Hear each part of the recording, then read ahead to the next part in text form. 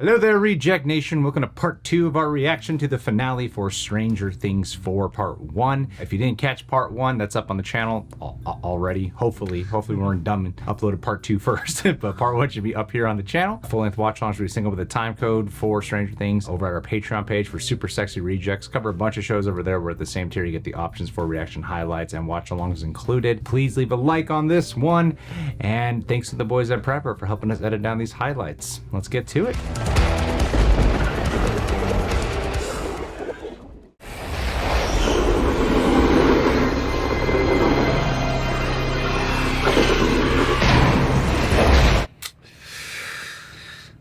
Damn house. Most miles traveled interdimensionally. Just inhaled a bunch of that crap. Stuck in my throat. Please don't let that turn into some horrible mutation. This is where Chrissy died. Like, right where she died. Every death creates a gate. I think there's something in there. Like a goodie. What the hell is that? Poke it. Now it's our boys. Yes, sir. Right on cue. No way.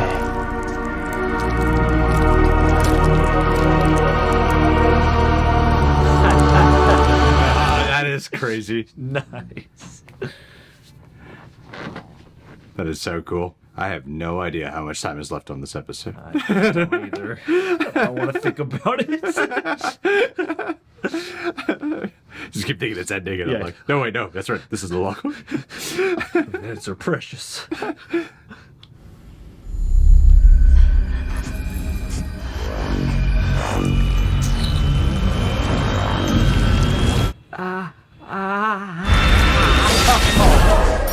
Oh. Ouch.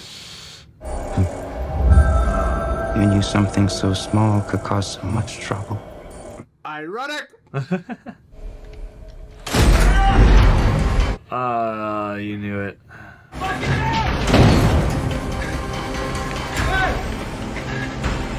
Where do you think you're going? Military police. Against the wall! Both of you! Now! You don't have to be afraid of them, 11. Not anymore. Is he one?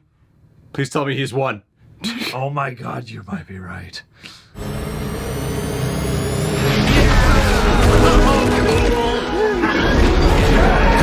Oh, snap!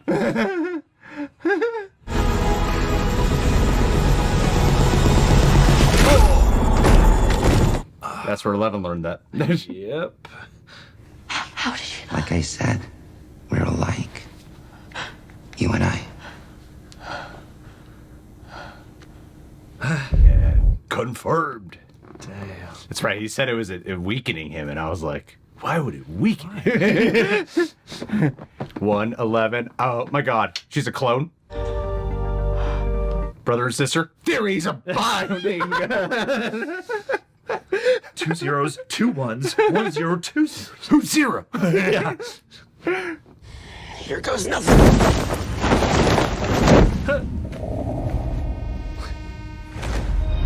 There we go.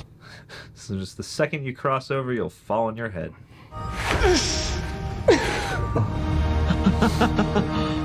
This is the craziest shit I've ever seen in my life. And I've seen some crazy shit. You ain't seen nothing yet, Eric.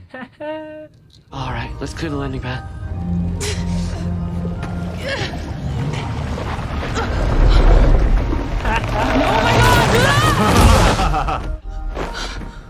Thank God.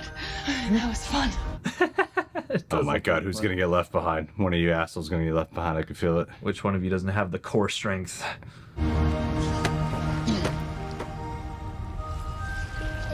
Vecna's after them, man. I'm so nervous. That was fun. Do not have a conversation with him. Don't do it. See you on the other side. Oh, On the other side. okay. Oh my god, I'm so worried about you, Steve. If they harm one hair on Steve's head or chest, beyond harm already. Wait, what?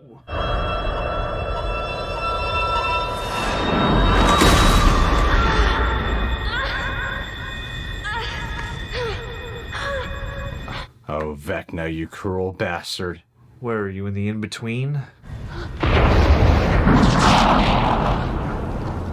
No. Nancy. No. Oh, Vecna, you cruel bastard. The pool where Barb died. Yeah. Unresolved Damn it. trauma and guilt. Coming for you.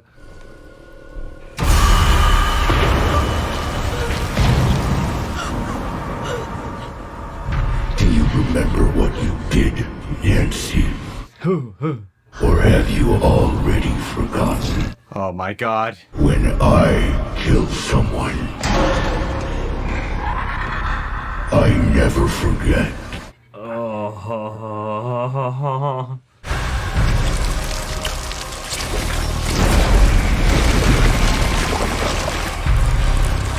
Steve, sing into her ear. You gotta know her favorite song, dude.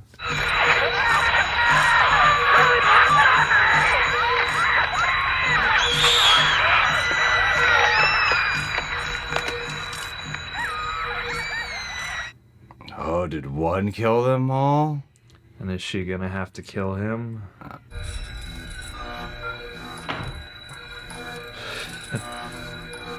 Sound design this season's great too. Whoa! Yeah. Damn it, One, you were so badass. I know. I wanted to believe in you.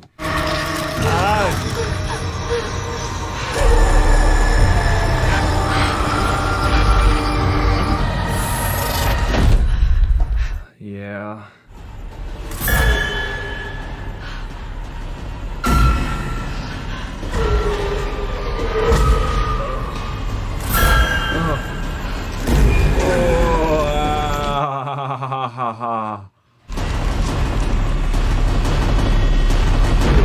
Wow.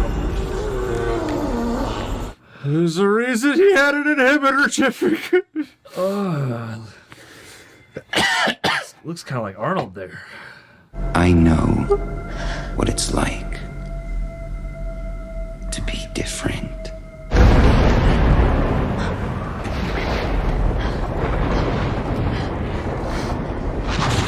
Oh, right into the lair.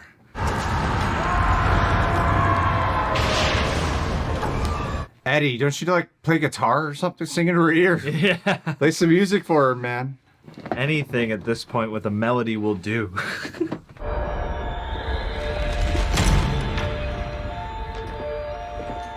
What I tell you? Wow. Alice, no running. It's so big. This is the best thing a journalist could ask for. Yeah. Like you, I didn't fit in with the other children. Oh my god. Wow. Humans are a unique type of pest, multiplying and poisoning our world, all while enforcing a structure of their own, a deeply unnatural structure. Each life, a faded, lesser copy of the one before. Wake up, eat, work, sleep, reproduce, and die. Good point. All while performing in a silly, terrible play day after day. And I realized I didn't have to.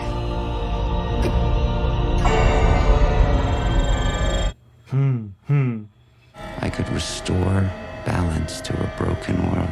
Terrifying. Predator. But for good. No. I could do more than I possibly imagined. I could reach into others, into their minds. They had done things, 11. Such awful things.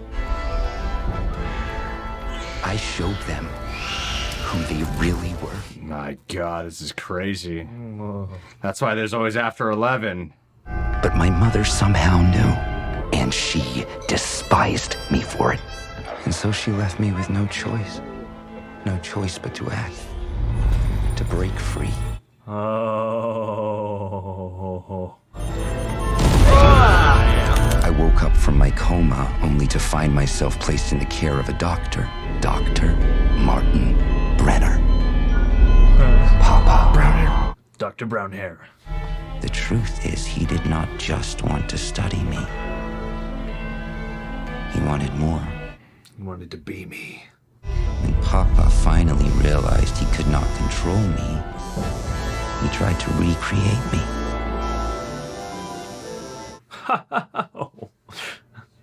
You were born. And I am so glad you were 11.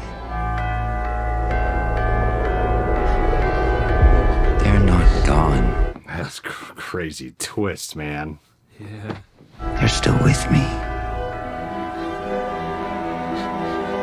Of course they are.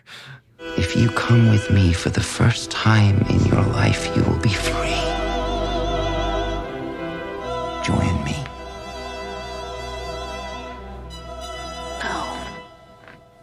Oh, yep.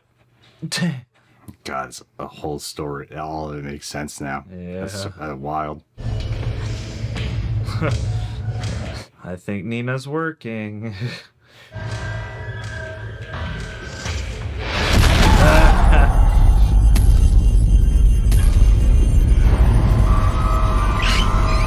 Stay in the circle. Come on. Get that extra hour of free time. He had found his strength in a memory from his past. Ha ha.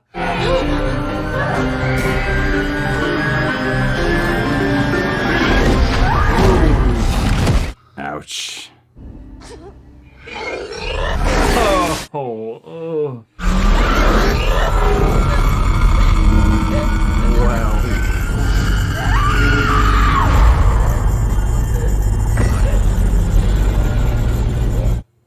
Wow. It's painful. It wasn't supposed to end like this.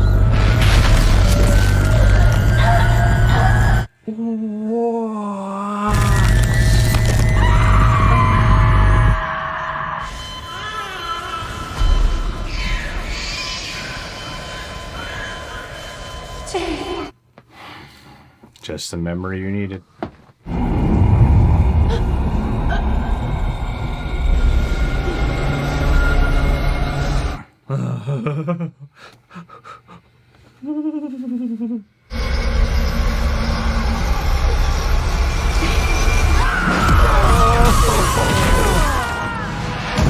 Yeah. Superhero landing. It's crazy. Her mother saved her. Yeah.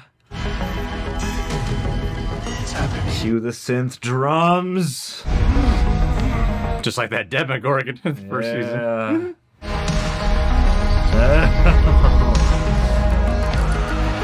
That is a good shot.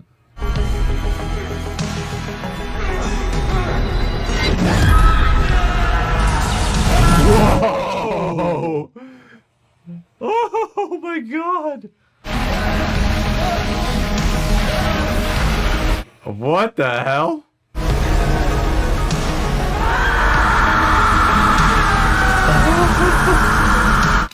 Damn! Oh, wow.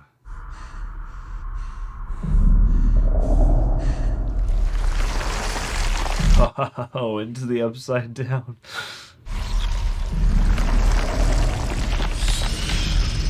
Gnarly. Vecna.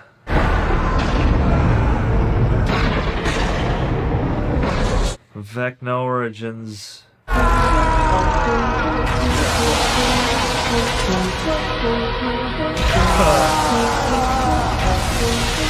Oh my god, this is crazy.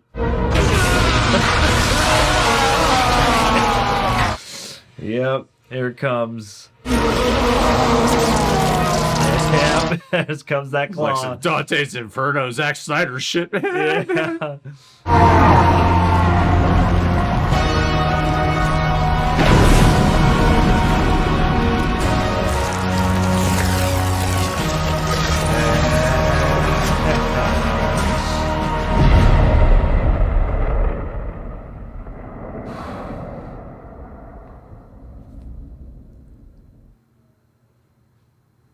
Yeah. Oh, it's actually over. I know. It's like, is this another fake out? But no, it felt like that was, that was the end.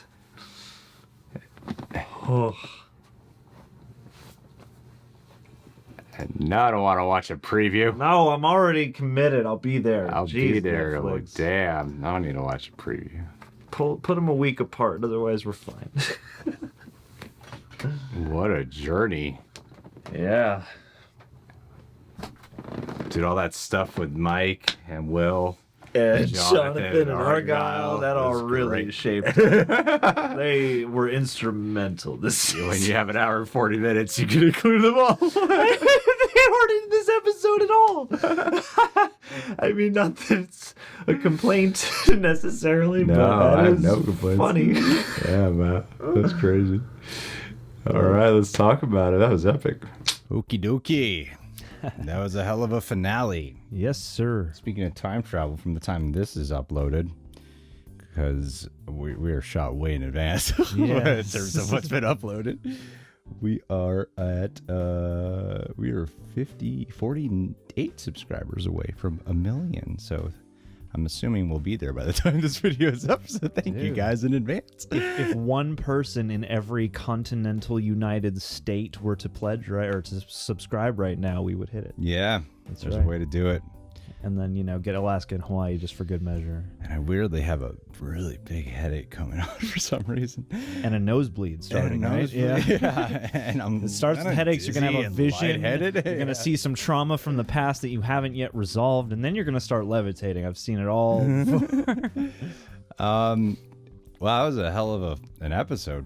That God was damn. a finale, or a mid-season That did not finale. feel like an hour and 40 minutes. I know, right? It really flew by. That Yeah. flew by really quick, surprisingly. It was gripping. I thought I would feel an hour and 40 minutes. It's weird because, I guess maybe it's something to do with the proportions, because it feels like you're still getting just as much both character and science fiction, high concept action.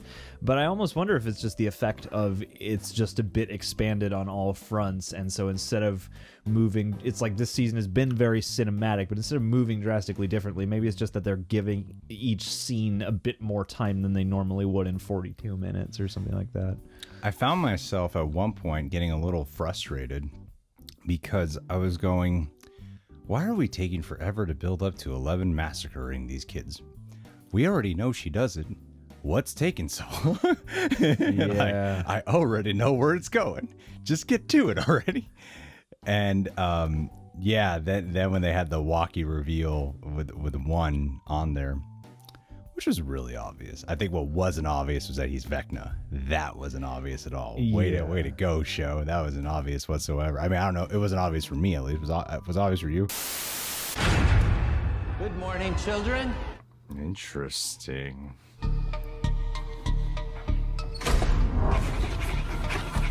That's Vecna. Yes. That's right. Origins. Because when he gave the speech about one, I was like, he's probably one.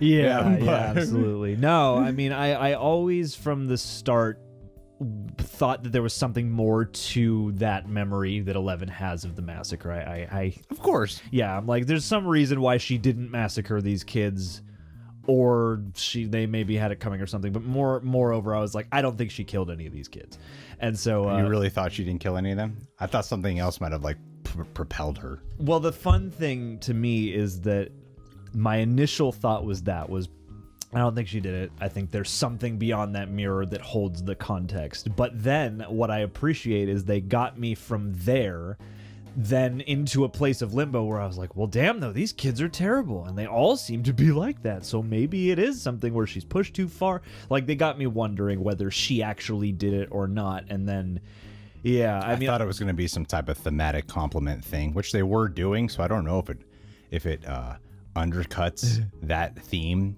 of, because it seemed like what they were doing was like trauma repeating itself, and because she has repressed trauma, that she is taking this out on her life as Jane Hopper in school, and that she's doing what she did when she was younger, which was like kill the bullies, attack the bullies. When really what she's always done is try to help the benevolent or the weaker, But fucking Brenner's gotta know the truth then, right? He's got the whole videotape. Yeah. I mean, and how many times has that dude come back from pretty much being dead? I mean, he's. I'm saying that like he knew. I don't know what he wanted. He wanted 11 to remember it this way. Well, yeah, I think he needs. It's interesting because there's so much in both the Vecna perspective and in this Nina perspective that are about like walking head on into some kind of guilt or trauma or whatever that might be. And so, yeah, I don't know exactly what the scientific mumbo jumbo is, but I do get that it's like, yeah, he knows what happened, but it's more about her needing to walk through it to go back and unlock those muscle memories and find her capabilities once more. Yeah. And yeah, I thought they made a really nice dovetail. I think the other thing too, like, is that early on I was thinking, okay, a lot of the motifs are similar in that you have the flickering lights and you have all the kids with their limbs twisted and their eyes gouged. So there must be some kind of direct connection, but I never would have guessed that it is one who becomes, who is basically launched into and imbued with just the essence of the Upside Down and then becomes him, which is a really sinister, like, I'm still processing it because in this moment, it's fresh, but at the same time, it feels like a really cool bookend because so much rides on 11 and so much is put on her involvement in opening up that gate and kind of creating this scenario. And yeah, you do have this sort of equal opposite in Vecna and an antithesis to her, and it makes it a very sort of personal thing between her and the Upside Down, which there's always been a quality of. Oh yeah, the Upside Down's always been after her for a reason. Yeah, and I think this is, at least right now, like, I need some time to chew on it, but I think this is a pretty compelling reason, and to go to support the hive mind and just that power of... Yet Vecna's never been after 11. I know, and that's something too that I kept wondering. Like, that was my theory frequently, was like, oh, maybe he, was there, earlier, and tried to prey on her then, and maybe... Or maybe that's why he's building all the gates, because he knows he needs something stronger to take her down, since 11 seems to stop it all the time. Also that too, yeah, possibly, for sure. Because yeah, it makes me wonder, like... Yeah, why wouldn't he have, tried to prey on her? But maybe it's just that. It's like, I can't prey on her until I am, like, Megazord power. And he's probably, I bet, collecting the kids and putting them on his ritual clock totem thing to do some kind of massive energy surge or absorption or something, Yeah. So, because, yeah, the Mind Flayer is the one who's ultimately the top dog. Yeah. One is the 5-star general. So yeah, not like the origin of the Upside Down, but I think definitely sort of a big slingshot in its sentience and malevolence. It is fascinating what they're doing here. I think with season, it's not complete yet. It doesn't feel complete. Right now, I mean, I rewatched the first 3 seasons a couple months ago. Now, then immediately swinging into this. And this definitely feels like it's, in a lot of ways, it's feeling like this could be the final season when I know it's not. They said they have one more season after Part B is done. But so far, I'd be like, this is probably my second favorite season thus far. Like, I think cinematic-wise, it is the best by a long shot. It's like season 1 story is just, it's just a perfect tale. Like, it's a perfect story to me. I'm like, that is just perfect. It's just the right size. It's the right size, and it's and like the way they flesh out all the characters, Whereas here, it's like I have to wait and see what Part B is like, and then I might declare this my favorite season. But right now, I'm like, oh, it's already definitely taking the cake for spot number 2. It's got aspects of my favorite season for sure, and I'm curious to see how they stick the season 4 landing, because it's paced interestingly in the way that they've released this, and I've seen a lot of people online echoing the sentiment of like, guys, go to a weekly model, especially if you're going to do these feature-length episodes, so that we can really gather around them. And it's interesting to watch as they've split it up, because this right here and now doesn't feel like it's complete, which is fine. That's what a mid-season finale is supposed to be, and I get why they broke it it up here because you do get such a huge bit of context and a big revelation, and now we get to stew on that.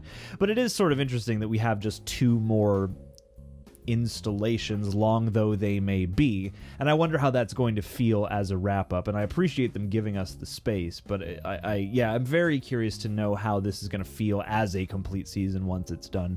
But at least right now, there are, like I said, aspects of the filmmaking and of the themes and of the tone that are some of my favorites. I mean, you can look thus far at the season overall and say, yeah, I mean, like Jonathan and Mike and Will and Argyle, like they just kind of trailed off right now. We'll see them again, but like there are things that are maybe a little less refined here and there, but what is refined is so good.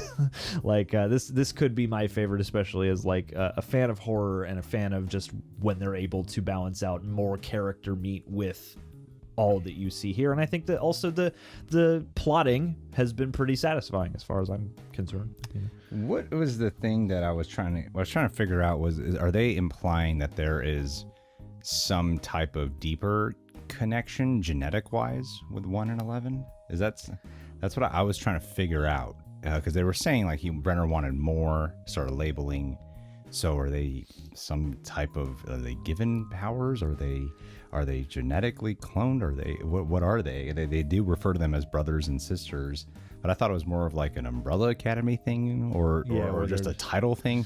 Actually more than Umbrella Academy. Professor X Academy, yeah. Or is it just a title thing of, you have, like they're the ones with powers. So we call them brothers and sisters. Because he didn't seem attached to any of them. No, not at all. I mean, he didn't care about his own family either. Yeah, I mean, he's got that sociopathic detachment. But why did Vecna show Nancy everything? Was it just for us too? I think it's just for us. Just a title.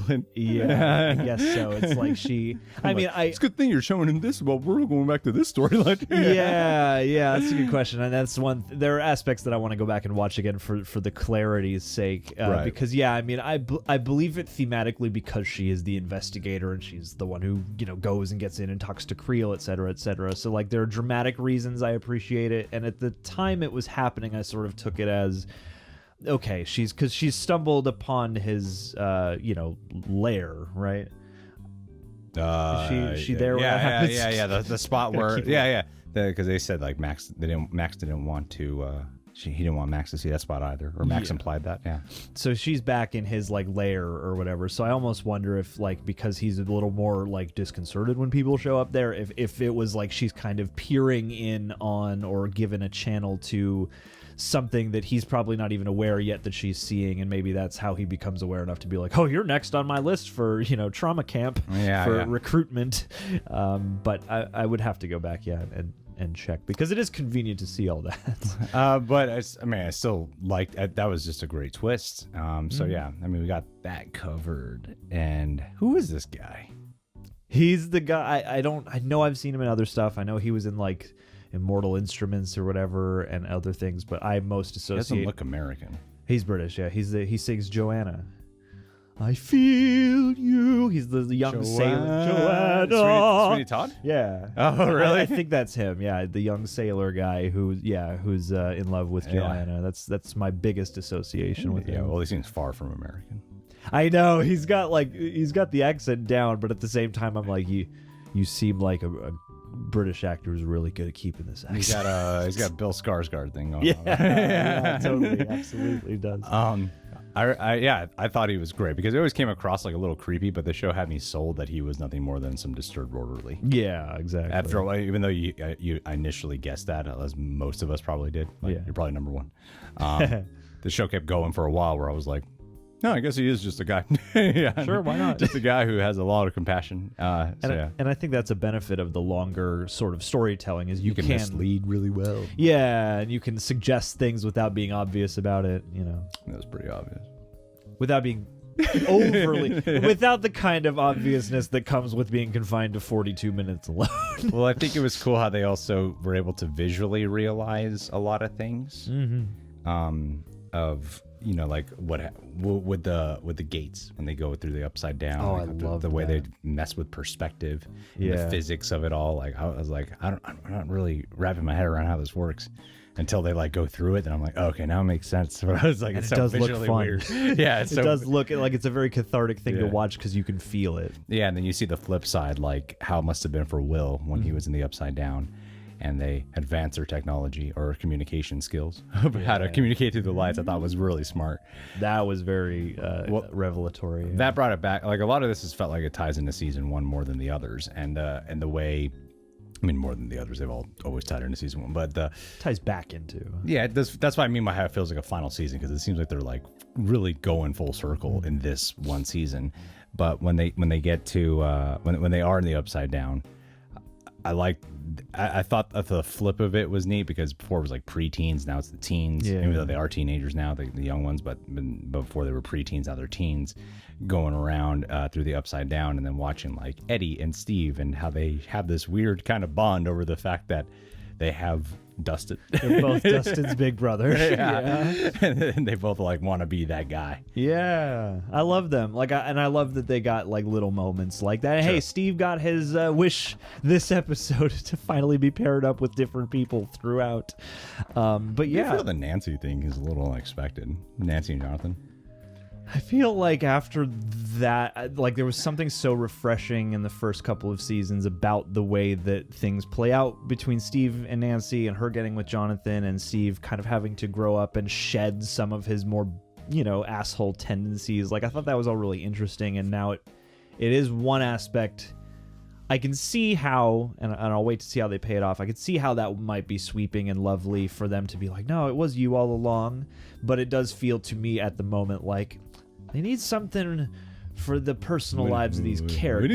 We need some type of romance. We always need to put Nancy in some type of romance. And then Steve's always got to be looking for love, and I feel like those are the two main things we've given those characters beyond Steve always having a new job and Nancy trying to be a reporter. And so, I guess we have to mix up their romantic tension again. And I don't know. It's one of those things where I'm like, it could happen, and there are aspects of them getting back together that would be cathartic, but I'm not like, oh, it's gotta be. Like, there's no other way except for Steve and Nancy. Well, it doesn't even feel like conflicting, because you forget about, like, oh yeah, Jonathan and her. Yeah, Jonathan. The show doesn't even have like one scene with them talking on the phone. I know. And like, they've made things of their, it's like the distance from each other. It's like the show wants you to like not care about them. It's kind of even though in real life they are a couple. They really are. Charlie Heaton and Natalia Dyer. Yeah. Wow. For years. Cool. Good for them. Yeah. I mean, good for them. I would love to see some of that come into this. Well, I think ever since Charlie Heaton's instances, I think that's really.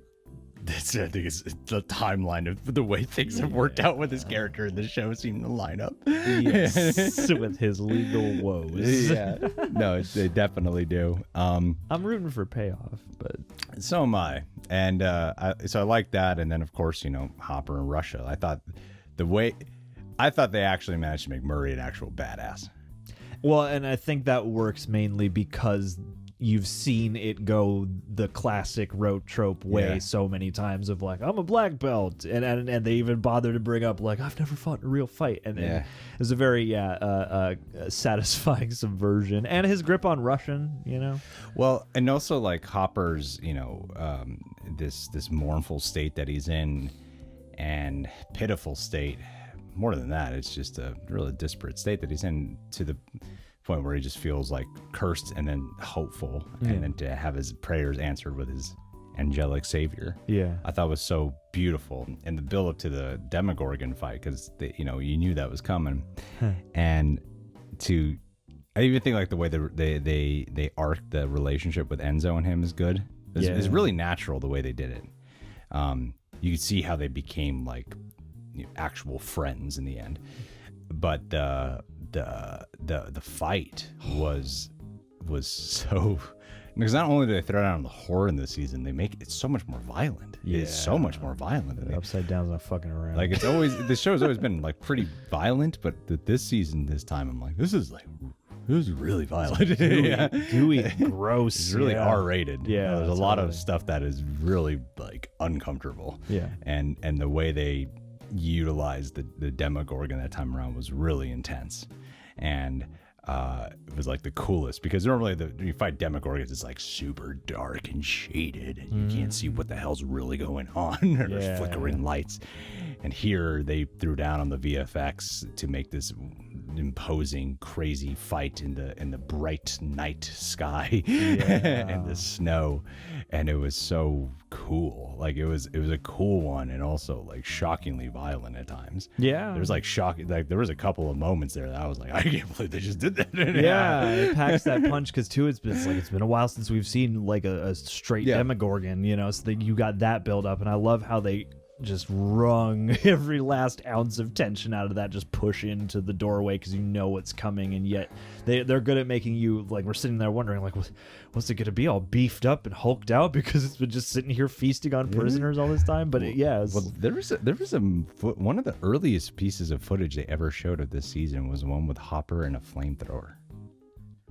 And I'm like, it's coming. Do you remember that image at all? Standing in the doorway. Yeah. And it's like he's ready to flame something but doesn't. I'm like, where's that? Where's when they're going to do their thing blood test? And their thing that in their next season that was the thing. When I hear the runtime of the last episode of this season, which is like 2.5 hours or something, it makes me go like, why don't you just divide it? That doesn't make sense. Make it a crisp 3 episodes. But then I watch this and I go, I don't know. This was like, I wouldn't want to cut it, even though there were a few times where I thought it ended. But I wouldn't have this episode any other way. Yeah, we've gotten to a point where I trust, as much as it does from the outside look a bit like, okay, so we're going to wait a month and then we're going to have these 2 additional experiences, but I trust the way that they've decided to do this thus far, because aside from that theory of, I think it would actually benefit the show to go week by week, what they've given us here does feel like a satisfying chunk to now stew upon as we get ready for the final countdown. You can't go week by week with the way they want to control the runtime. Yeah, you can't just 1 week have a. Oh, if you're week by week on Netflix, though. Oh, yeah, because it wouldn't matter. For some reason, I was like, you can't just put this on a network television. No, but that's the thing is that we don't have those concerns. Yeah. On Netflix, you can mess with that, though. Yeah, or release them, do Arcane and release them like an act at a time or something. Like, I'm glad that they've split it up to some variety, but this is more than ever, and I feel like the previous seasons of Stranger Things even have, to me, I've been more content with them as a binge, as a one kind of big unit. But this was like, most of these are showstop. Like literally a few, maybe one episode to me right now feels like a transitional or like a bunch of place setting or whatever, and not in a bad way, but just like each of these feels like its own piece. I get that it's part of a bigger story. It feels like that, but each one is a piece. Yeah. And so I feel like you could, space them out that way, but, that's just a little thing. 100 minutes. Where is this? Where's the 50-minute mark of this episode? What do we got? The chess game? Maybe we'll just do a part 1. Maybe just make it full. Yeah. Just cut down in 10 minutes. Yeah, 5 minutes of footage from this hour and 40-minute episode. Mostly all Rainbow Room stuff. But I don't know. Is there anything we're missing? I don't think so, really. I mean, the Nancy being left there, I think that's what I mean. Barb is often this like the forgotten one. Other than Nancy is the only one who never forgets, and there's a reason why. So that's another thing that I feel like, another thing that just makes you think it does bring back season 1 a lot. The second she was in the pool, I'm like, boom, Barb's pool. Yeah. And with Barb, with having to confront that, like that's something that's always weighed on her and has been a big motivating factor. And that's a meta thing. But they know the secret. Play the music. Maybe that's when Jonathan comes in. That's the reason why he's the one, because he would know what song. Yes, they're gonna call him in California. What's her favorite song, dude? I mean, they're on their way to Nina. To Nina, yeah. Maybe Elle can beam it in. But I mean, even that feels like a little bit of a meta nod, because after season 1, I remember people being like, why is there so little mention of what happened to Barb? Even though they do. But yeah, like I thought even that was a nice sort of way of being like, yeah, we're bringing everything full circle. And I thought it made that better, because it's like, yeah, like a lot, you are the one who's like kind of kept her memory alive. And yet also this character has kind of been done a disservice by just the circumstances. True. Yeah, I don't know. Like we'll see. 2 subscribers away from 1 million. Ooh, dang! We have to go live right after this. But yeah, I mean, with Nancy, I guess the thing to circle back one more time is like I root for a love story because I feel like each of these seasons has had that element plugged in, and maybe that's the one thing that's kind of missing here is everyone's kind of in relationship turmoil, and you get that heart swell when Joyce sees Hopper again, which was really lovely. But I feel like, you know, I feel like they're floundering on finding a love story you can root for, whereas I feel like the previous seasons have had that for somebody or for a few people at least. And so I hope that maybe the music, you know, when that happens could maybe, because again, this season is good at taking whatever I might have been griping about last time and then addressing it the next time. So, you know, maybe the music and everything will bring that story into clearer focus. But yeah, I don't know. It makes sense to have Nancy be in the clutches, you know, for various reasons now. Yeah. A lot of good ensemble bits too. A lot of good Dustin working shit out. Erica's fully part of the club. That was refreshing. Yeah. We'll see. I mean, we get the next one in a couple weeks. Yeah. Well, it's not too far. Yeah, we got to check back in with Jonathan and them, and we also got to check back in with somebody else wasn't in this episode too. The kids. We don't need to talk anymore. Evil Tom. dies We tomorrow. gotta. All right, guys. Set up. Hey, subscribe. Thank you for watching. Check back in July when the show comes back and we come back, and thank you. Love you. Bye.